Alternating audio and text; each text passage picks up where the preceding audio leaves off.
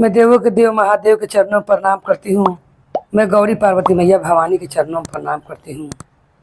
गुरु भाई बहन लोग, आज आप लोग को मैं चैतार का महादेव का भजन सुनाने वाली हूँ। चैता के महीनवा रामा, चैता शोभा दीनावा। चैता के महीनवा रामा, चैता शोभा दीनावा। शिवा गुरु बनलन पगड़ी आए राम, चैता के महीनावा।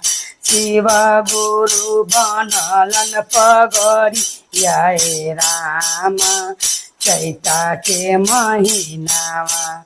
चैता के महीनावा रामा, चैता शुभ दिनावा।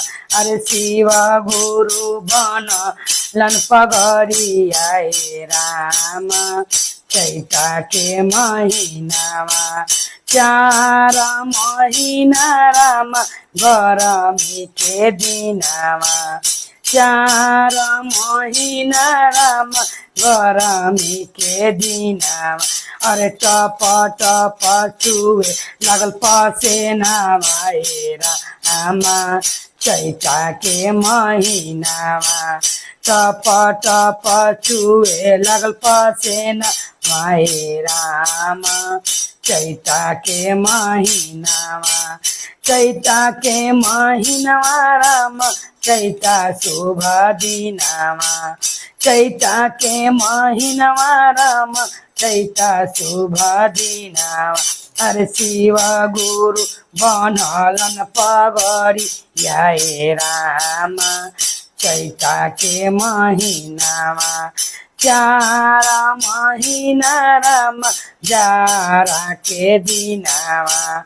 चार महीना राम जारा के दिनावा। अरे थर थर काँपलै बदनी आए राम, चैता के महीनावा।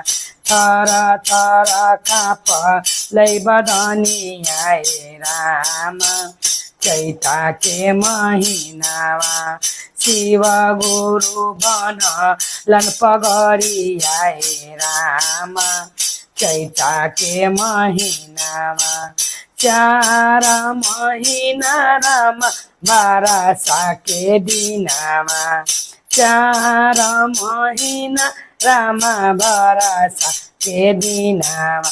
अरे टप टप चुए लागल पानी आए राम, चैता के महीनावा। अरे रीमा जीमा बरसे लागल बदरी आए राम, चैता के महीनावा।